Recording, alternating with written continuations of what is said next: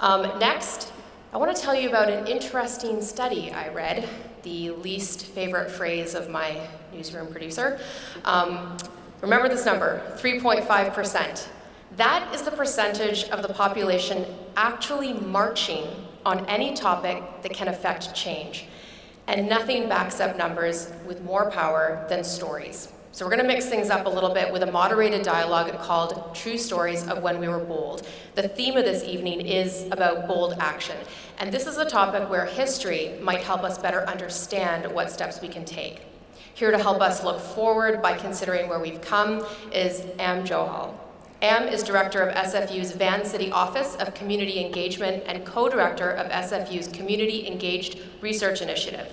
He's an associate of SFU's Institute of the Humanities and has been a visiting professor with SFU's Semester in Dialogue and was co-founder of UBC's Humanities 101 program. In 2015, he published Ecological Metapolitics, Bajou and Anthropocene, and fresh off the press, co-authored with Matt Hearn and graphic journalist Joe Sacco, Global Warming and the Sweetness of Life, A Tar Sands Tale. He sits on the boards of 221A Gallery, the Indian Summer Festival, and the Bloom Group. Please welcome to the stage, Am.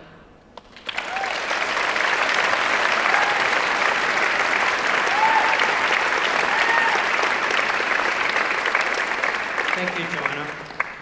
We can't take lightly the seriousness of what it means to be here. We're in a climate crisis that requires the urgency, moral outrage, and the courage to take collective action. Our house is on fire, and we don't have time to be fiddling around with the thermostat. Such an intervention would be woefully inadequate, not just to ourselves, but the generations to come, but also the more than human world. We have to respond to this situation by taking action at the scale of the crisis. And make no mistake, this is an existential crisis. It's essential that we create a path forward with the kind of urgency that the present moment requires, but it's in collective action that we can move the dial in the most effective way. We've had existential crises before. After the Second World War, where there was more carnage and destruction that had ever been unleashed, the advent of nuclear weapons that set out the Cold War, we have many times before grappled with some of the biggest, most intractable and complex issues. The peace movement in Vancouver regularly had over 100,000 people marching.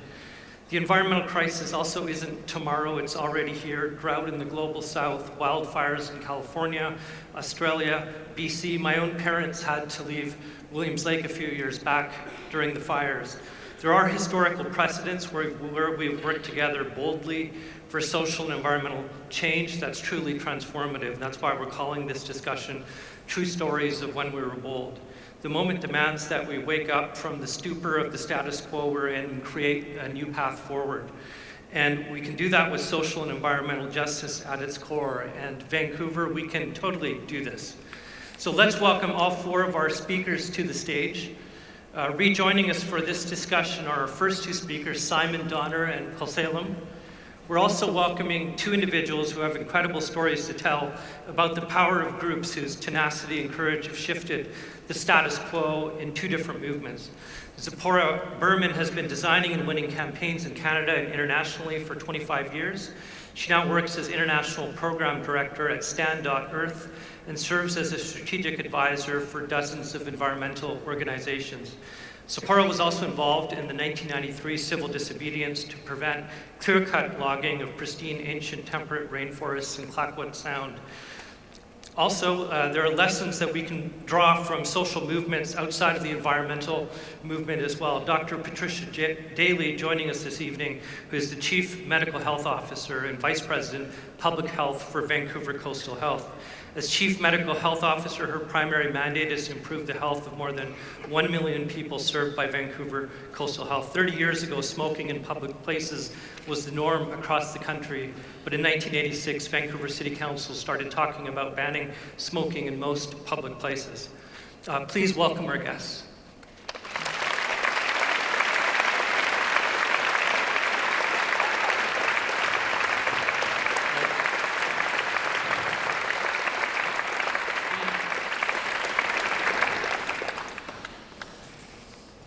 So before we jump into discussion, we'd like to hear some of the the stories from our guests, and beginning first with you, Zipporah. Would you just take a few minutes to tell us a little bit about what you learned in the protests at Clayoquot Sound when you were involved with the movement there? In just a few minutes. Just a few minutes. It was the most seminal, probably one of the most seminal moments of my life, but okay. Okay, so imagine you're back then, when in fact, and some of you were there, I see you, Adrian and Paul, at a time when we didn't have internet. That's how old I am. We didn't have cell phones. I remember during that campaign, we figured out how to send a broadcast fax to more than one person at a time, and it was really exciting as an organizing tool. It was a moment in history that's not unlike what we're seeing today, I think, on climate change, on pipelines, on oil and gas issues. It was a moment when the forestry debates were debated over everybody's kitchen table. I think that social change issues reach a tipping point, and there was one of those tipping points. And so back in '93, the government made a decision to allow the majority of Clayoquot Sound on Vancouver Island to be logged.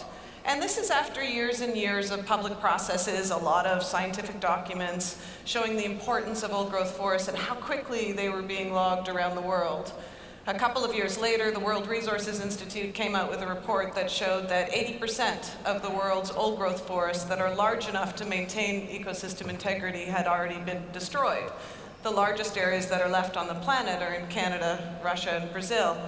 And so that's the context for this, 1993, decision to log the majority of Clayoquot Sound. We were logging at the time about an acre of rainforest every 60 seconds. The majority of it going for pulp, so 1,000-year-old trees, 300 feet tall, unceded lands of the Nuu-chah-nulth First Nations, 5 nations in that area, and a decision to allow the majority of it to be logged. I had never been to a protest in my life. I was a student and decided to join the protests in Clayoquot Sound. They were being run primarily by locals, doctors and nurses and teachers. Over the period of about 2 months, 10,000 people came to Clayoquot Sound to our protest camp. About 1,000 people were arrested off the road that summer. I was arrested and charged with 857 counts of criminal aiding and abetting and faced 6 years in jail. I was 23 years old. So there's a lot that we can learn from Clayoquot Sound. I would say one of the big lessons learned is that at the end of the protests, at the end of that summer, the logging just continued unabated. And it was the first time for me as an activist just trying to understand what really makes social change. And it was a big lesson in understanding that blockades and protests, I think, are essential. But they're one tactic, they're not a strategy. So what is a strategy? Coming together to try and address the power that this industry had at the time. We had a very captured politics on forestry, a captured bureaucracy, not unlike, I think, what we're experiencing on oil and gas. But the fact is that we were able to build that power, in part through the blockades and protests, and in part, oh look, I'm 23. It's awesome. In part by going to the marketplace. So we went from the blockades to the boycotts, and we started talking to customers, and we built power and forced the companies to actually listen to us. And by working very closely, there's a lot of lessons learned there, but also with the Nuu-chah-nulth First Nations, and so to make a long story very short, I'm proud to say the Nuu-chah-nulth were the first to have an interim measures agreement, in part because of the power that those protests and that alliance created and helped them to create a stage. We were able to stop the majority of logging in the pristine rainforest in Clayoquot Sound, and then eventually throughout the west coast of the Great Bear Rainforest. And the Nuu-chah-nulth now have the majority decision-making power over what logging does happen in the region. But you need to remember that when we started, the polls were against us. We were enemies of the state. This was the front page for the province one year. Will these people wreck BC? And the attacks were on individuals, on organization, not unlike Premier Kenney's war room right now. But they failed because it wasn't about one individual or one organization. It was about a movement. It was about collective action. It was about people from all walks of life standing up together and saying, enough. And I think there's a lot of lessons learned in that for what we're going through today. Thank you so much.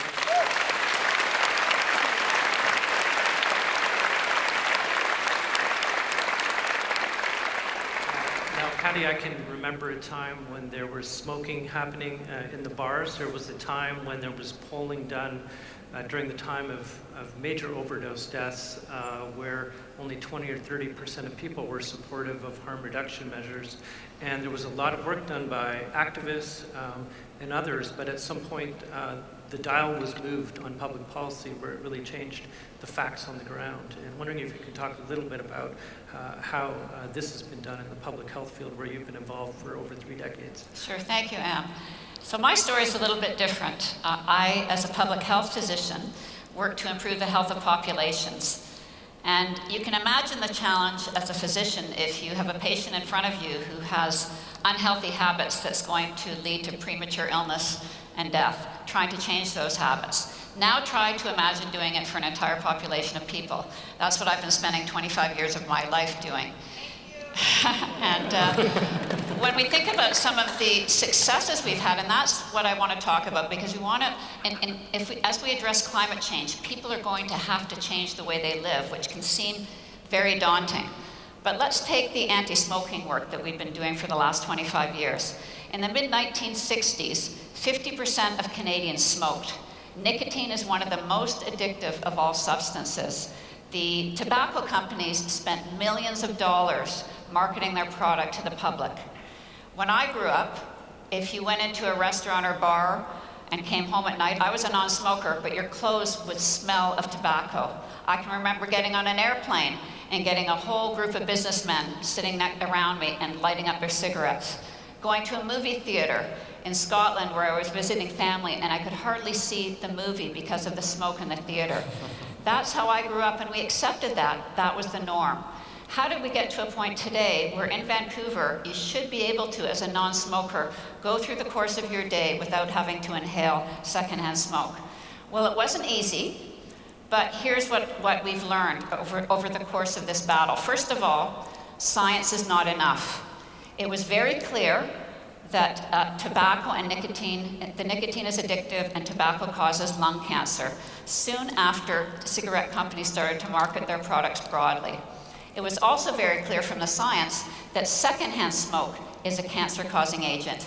And in public health, we thought that was the clear evidence that we need for policies that municipalities, provincial governments, the federal government could put in place to reduce public smoking. But that science was not enough. It required public will. It required activists to say, we will not accept this any longer. And what happened in Vancouver is that smoking rates began to decline through to some of the good work of public health physicians and others as people realized this was harmful to their health. And at a certain point, a high enough percent of the population were non-smokers that they demanded that they did not want to go through their daily lives smelling secondhand smoke. And the City of Vancouver was able to implement some of the smoking bylaws that we now have in place today. They were able to do that ahead of the provincial government, which was overseeing a province where there were municipalities where a much higher percentage of people smoked, and they were not willing to enact those changes. So it did require the public being ready for this, the public demanding this, the economics being right for people, because when we first started in Vancouver, we had bar owners protesting smoking bylaws in Vancouver because neighboring municipalities were not implementing them, and they thought they were going to lose all their business. So we had to demonstrate that this could work, that they could thrive, and that more people wanted this. And with the municipality doing it, we could build off of that, and eventually a provincial government could do it, a federal government could do it. It's not easy, it required much work, but we were able to change behavior and change what we've come to accept as the public norm in our communities. Thank you so much.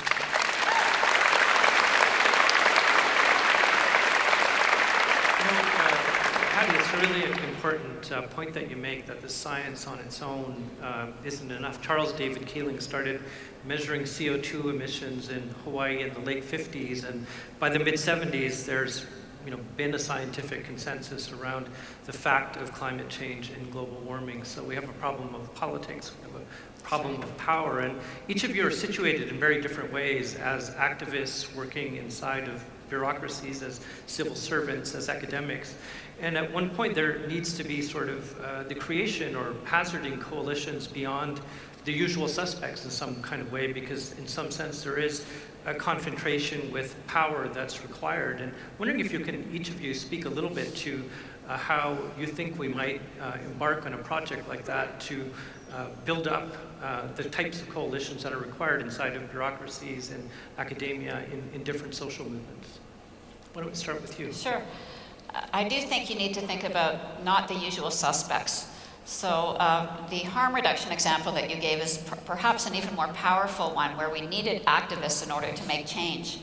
We opened North America's first supervised consumption site, Insight, now many years ago, but for 15 years it was the only site open in North America. And that's because we had governments in place, particularly at the federal level in Canada, that wouldn't accept the science. We had incredible science showing the benefits of an initiative like that in reducing harms associated with consumption of drugs. And yet they would not allow an evidence-based intervention to be spread. It required community activists to protest, to actually go all the way to the Supreme Court of Canada to get that service to be spread across Canada. And it took a crisis, actually, as well. So even after the Supreme Court of Canada agreed that Insight should be allowed to operate, it took the opioid overdose crisis and activists within our community here in Vancouver, which is the epicenter of the crisis in Canada, to start opening their own illegal supervised consumption sites and eventually shaming politicians to say we need to do more. So it did require those community activists. It also required the business community to say, wait a second, opening a service like Insight has actually improved public disorder. We think it's a good thing for our city. It required the police to say, hey, we understand that this is a health issue and it can't be dealt with by criminal justice. So when I say not the usual suspects, not science alone, it requires community activists, but we've been able to do things because police, business community is on board for harm reduction when you wouldn't obviously think of those people when you think about how we might expand harm reduction. So I encourage us all to think about not the usual suspects when we're thinking about climate action. Yeah, I think the question is around coalition building and how do we, I think that's an important question. And I really appreciate the example around the smoking stuff, because I think that that's really illustrative of where we can create that kind of coalition that then creates the community readiness for the halls of power to make the policy decisions that we need them to make. I think on the coalition stuff, something that I think about on this is who are we talking to and how effective are we at talking to that group? And as an example of that, and I'll actually frame this in a very specific way, as an example of that, my own experience, and there hasn't been any polling on this, although I would love some, so if there's any really rich folks in the audience that want to pay for some public polling, talk to me. But here's an example, let's get real. How many people have been to a climate protest where the vast majority of the people there are white? Yes, that's right. And I say this in a personal way, that one of the things I realized about that conversation, specifically around the diversity of the activism that we do, is that even when Indigenous people organize protests or actions and rallies, even when Indigenous people in this part of the world organize it, it still tends to be a lot of white people. And I think that's particularly because Indigenous people have a particular relationship with white people, given the structures and the relationships that we've had over the last 100 years, that regardless of the part of that relationship and what that's been, we have a relationship and thus we know how to talk to each other at a certain level. But Indigenous peoples don't have a bilateral relationship with other communities of color. We don't know how to communicate to the Southeast Asian community or to other communities within Vancouver the same way that we might know how to communicate to white audiences. And then of course, our organizations that organize these protests also have only really organized and mobilizing particular communities. And so I think about that conversation, I'm like, why isn't it that there are more peoples of color at these rallies? Why is it that there's only particular affluent people from a particular background showing up? And I think that's due to this conversation that we don't have, which is how do we actually address that? But how do we begin that work of actually learning how to listen and how to mobilize and organize in communities that aren't just the ones that we're comfortable in? And I think that's an overdue conversation. But it's something that I notice, and it's not like that in every part of the world or even every part of the western part of the world. But it is something that is unique to Vancouver. And Vancouver, which is the interesting part about that, which is that there are huge communities of color here, beyond the kind of white Anglo community that is part of Canada, but there are massive communities here that aren't showing up for these types of things. And so I think that that's the type of coalition that we need, because these issues obviously affect all of us, but it also makes me think, like, what are we not listening to if those people aren't in the room or at our rallies or part of that conversation? Thank you.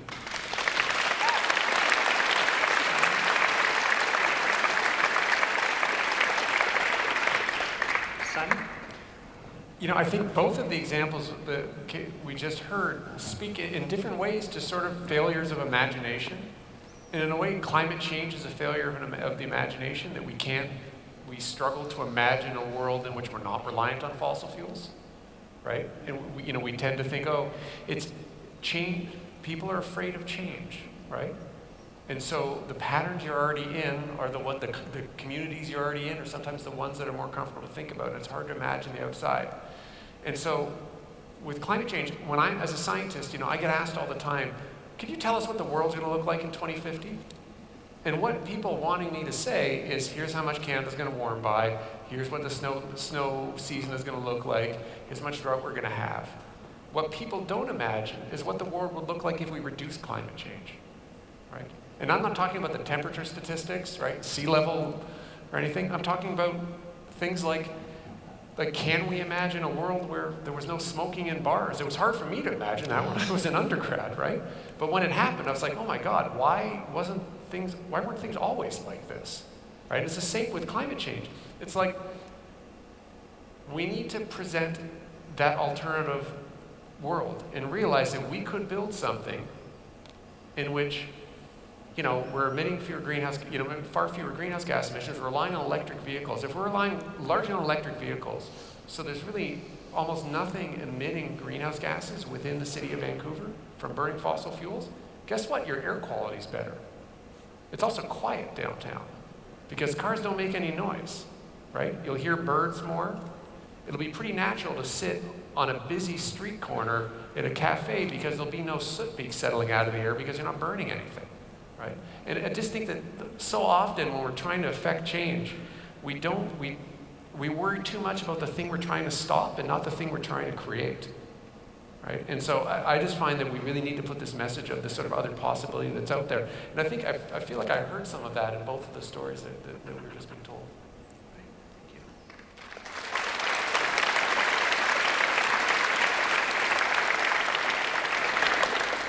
Well, the first thing that I would say is that I think that the moment we live in requires us to be focused. And it's nice to say we need a big tent and we need to have everyone included. And yes, I think the climate emergency requires all hands on deck. That's true. But the more focused we are in our collective action, our campaigns, the work that we're doing together, the more we're going to have results. And so I think when you're organizing, it's really important to be thinking about who can make the change that you want to see in the world, and what and who do they care about? Because there's going to be particular ridings, there's going to be particular demographics that those decision makers care about, and that's going to be critical. So I think in this moment in history, be focused, be ruthless. I also think it is really, really important to, for a long time in the climate movement, we've made a lot of people feel guilty, especially people who work in the oil and gas sector or coal. And that's a huge problem. I mean, I have to admit, when I started working on environmental issues, I thought there were good people and there were bad people, and I knew what side of the world I was on. And the fact is, there are good people everywhere. There are good people who are caught in bad systems. And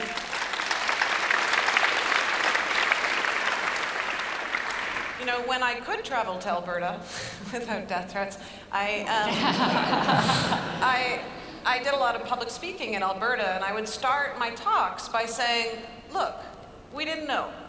We didn't know when we were building this incredible infrastructure what the collective impact of the fossil fuel economy. We all have used it, we've all benefited from it, we didn't know.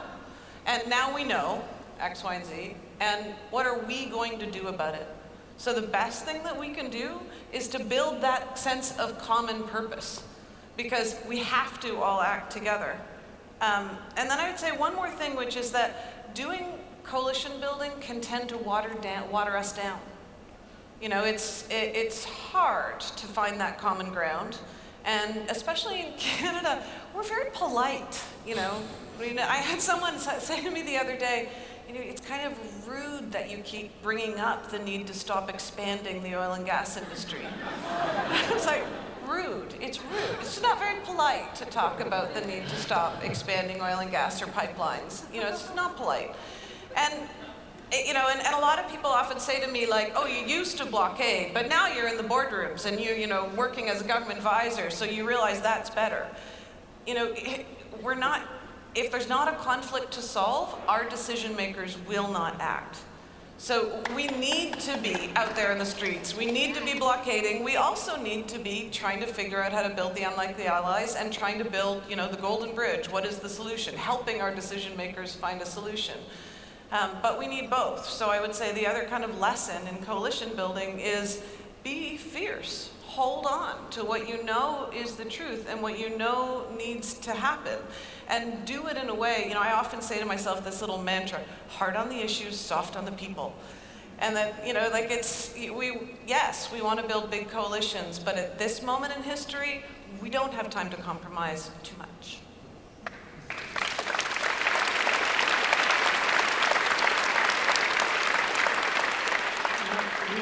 We are in a political moment where the government of Alberta is what it is. We also have governments provincially here and federally passing projects that are increasing greenhouse gas emissions exponentially. How do we deal with opposition when it comes up? And I guess the second question is, what kind of agency can cities, municipalities have that can actually move the dial on these issues? A few examples that you guys gave already, but wondering if you can speak a little bit to that. I can start on that one. It is an interesting one because I think that something that's been valuable for me to understand is this concept of political economy. That our politicians and our leaders operate within a political economy that is transactional in terms of the coalitions that they need of support in order to get elected versus the other guy, whatever team that you're rooting for. And I think the political economy revolves around what is often assumed to be a certain window of acceptability on particular issues. And as an example of that, what we saw under the 10 years under the Conservative government federally, and then under the 16 years under the Liberals provincially, is that a lot of the bold progressive ideas that were created within our communities to solve the challenges that we're facing, often caused by the policies of those governments in power, but nonetheless solutions, were generated under those right-wing governments, who then, when elections came around, it was the progressive governments, or quasi-progressive governments, not to name names, that came looking around for ideas to build a coalition that would then get them elected. And then those progressive governments get elected, and then they have like this little window of time where they just slowly start watering down the big progressive ideas that they got elected on.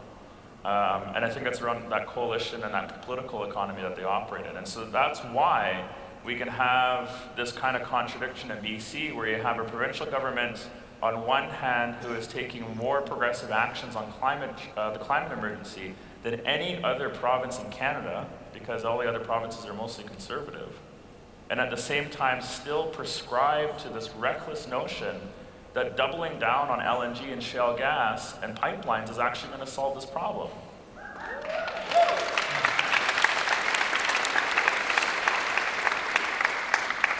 And that exists because because at a certain point, the electorate, who probably aren't in this room, but in certain ridings and in certain places, if one party was branded as the anti-industry, anti-business, anti-growth economy for our province, they could get branded as that because they're opposed to all the industrial projects if they were to come out against it.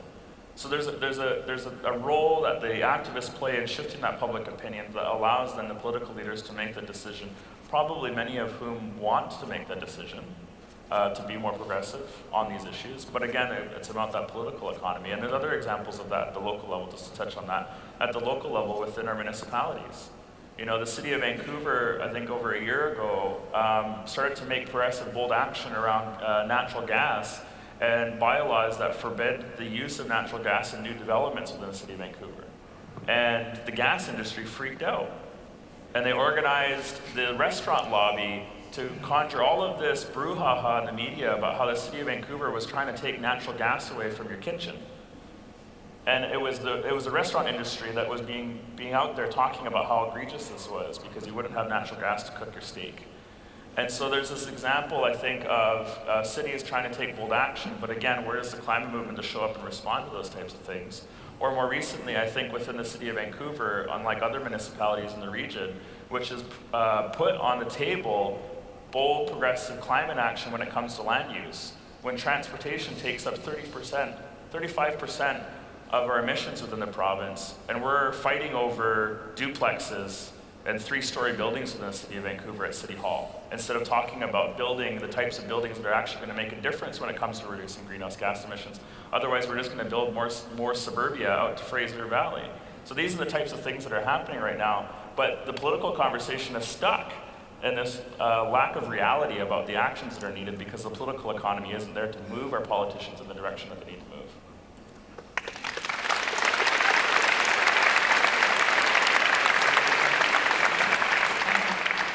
Oh my God, I forgot the question. I was like, Partly is how do we deal with opposition, but also where's the agency that municipalities have to take action despite what senior levels of government might be doing? Are there examples of what other cities are doing, or previous examples where the City of Vancouver has taken initiative? You mentioned the nuclear Look, work as well. I think a politician's job is to create agency to do what they think is right to protect the public good. And they, I think Premier Notley, for example, and Trudeau had a choice. They could continue on the route they both started on, which was a little more Bernie Sanders than Jason Kenney, and they could have, elevated the idea that no, we don't need another pipeline, and to create yesterday's industries to create tomorrow's promise. And they could decide to stand with their green hard hats beside a wind farm. They could decide to crunch those numbers instead. And they fell back exactly into the conservatives' rhetoric and trap, which reinforced the idea that we can't have a strong economy unless it's a fossil fuel economy, and it's just false. We have economic report after economic report.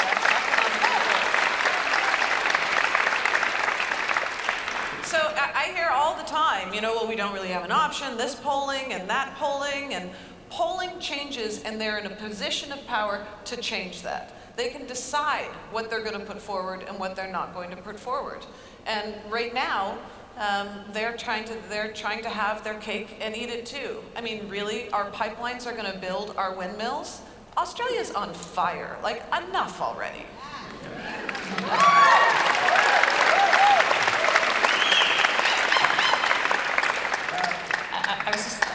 First of all, I think the idea that there's a political economy is exactly right. It can be discouraging when we elect governments and we don't see them make the bold change that we think that they might have promised when we got them elected. And I would say that first of all, you have to tell them what the future might look like, as Simon talked about, and the benefits of making change, so that it's not the unknown. You can actually picture what the future might be. But I would say one of the things I've learned in public health is that acting locally can often be much more effective than trying to act globally, let's say. So one example around climate change is a few years ago, the ports around Metro Vancouver, under federal jurisdiction, were proposing transport of coal overseas.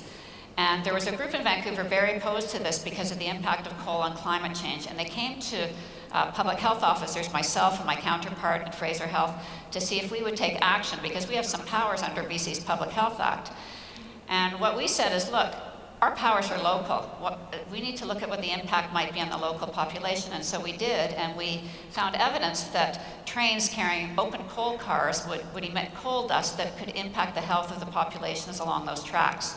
And that was more disturbing to the local population than thinking about what might happen to that coal when it goes overseas and is burned and contributes to climate change.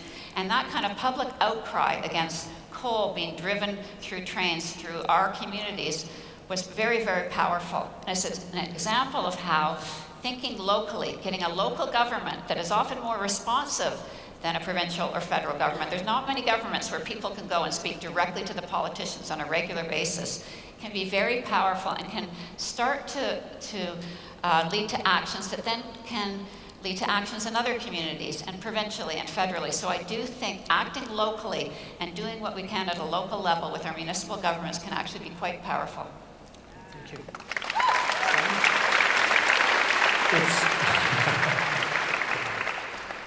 It's hard to add much to all those brilliant answers. I'll just say one thing, which is remember that cities in general are importing almost everything. We produce some food, we produce some goods within the city, but for the most part we import the things we consume. And that gives us a huge amount of power, right? We often, when we think about greenhouse gas emissions, we're thinking about electricity, vehicles and things that we're using in the city. But the stuff we buy is resulting in emissions elsewhere, of how they're produced. And so we have the power to think about that as well.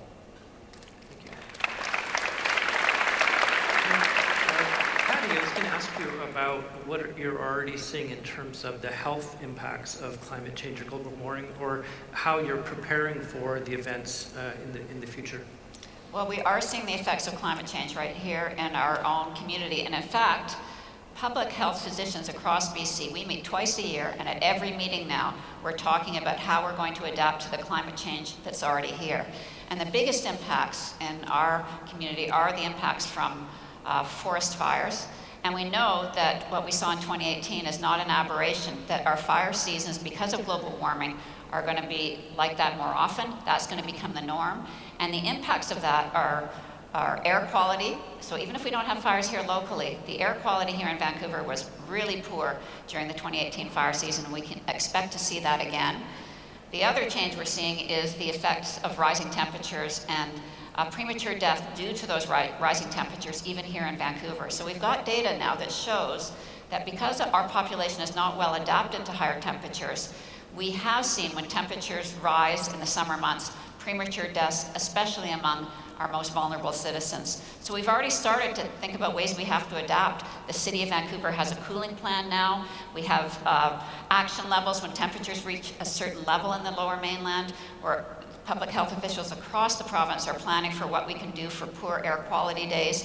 And I think once the public realizes where now it's here and it's affecting our health, and often people are more concerned when they see the impacts on their own health, the health of their family members, than when they think about what might be happening to the planet. That can lead to further action. So yes, we are seeing impacts, and they're only going to get worse as the temperature goes up more. We are running out of time here, so I'm going to let each of you close with any final thoughts for 30 seconds each. I'll start with you, Sephora. Every ton at this moment in history matters. It matters it matters in terms of people's lives. And we are being told all the time that our job is to do this change, to act now as consumers. And that's not where we need to act. We're not going to address the climate emergency unless we change our laws, not just our light bulbs. And that means organizing together. It means that if you're going to do one thing, it's not about how you got to work that day. It's about whether you called your MP, whether you called your MLA, whether you supported an organization, signed up so that you could march with them or protest with them. There's a lot of great ones in your community. Stand.Earth, 350, Dogwood Initiative, so many. Sustainability Teens. Join them, help them, march with them, dust off your placards, even if you haven't used them in a while, and get out there. Because it's going to take all of us, and it's not going to be about one march, it's going to be about many. Clackwood Sound didn't happen in one summer. It happened because of dozens and dozens of years of organizing, and it's going to take persistence, and it's going to take dedication. And we need to be acting, because Canada is a wealthy country. We should be at the forefront of this kind of leadership. And that means that we need to cap the production of oil and gas. And we need to start ramping down now. And one final thing I will say is, right now, the Wet'suwet'en are in a standoff with the RCMP in northern British Columbia. I stand with the Wet'suwet'en, and I hope you do too. And I hope you will tell your MLAs that.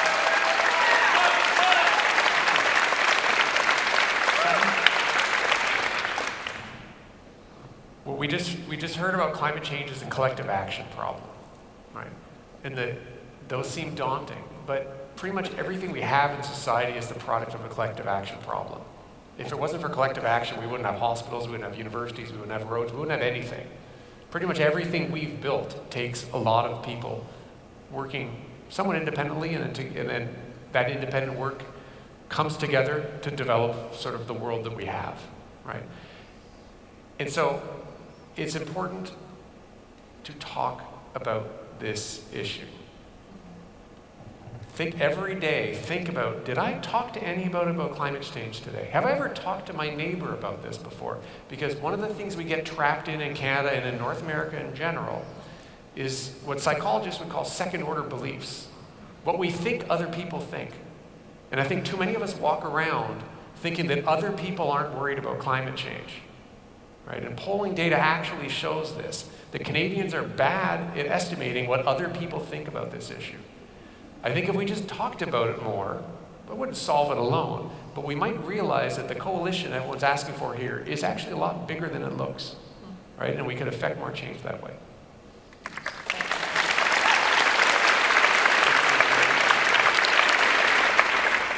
I don't have much time, so 2 words: ban cars.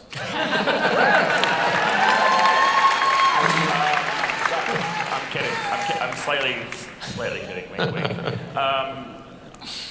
I mean, obviously echoing what other people are saying, I think the message that I would have in closing, I think that's something that I don't see happening, but I want to become an advocate for until more people are also advocating for it, is this question around what happens at a local level within our municipalities.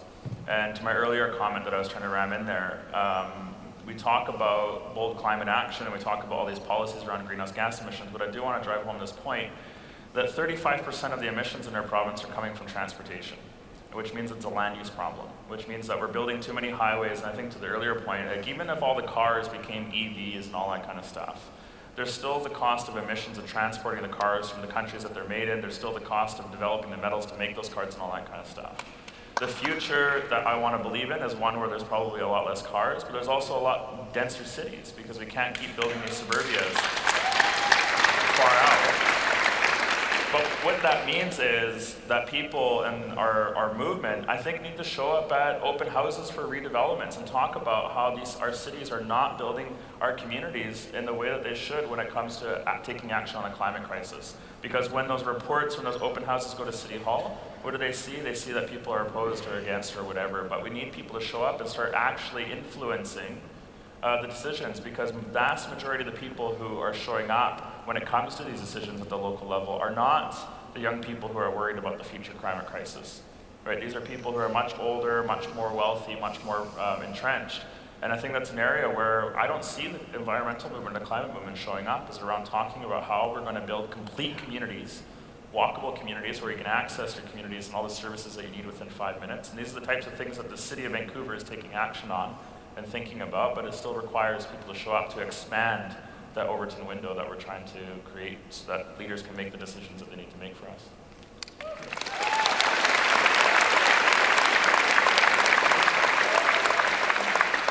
I'll be brief. First of all, thank you all for coming. It's amazing how many came out tonight to hear us speak.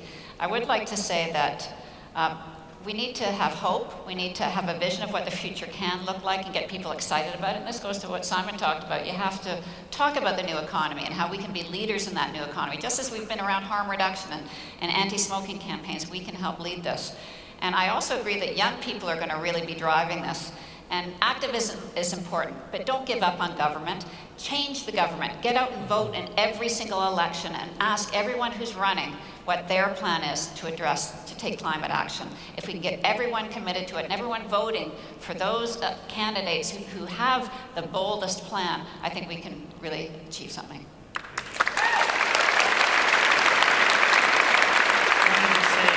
Thank you so much, Sephora, Simon, Salem, Patty. There's going to be more people coming out soon, but once again, thank you so much.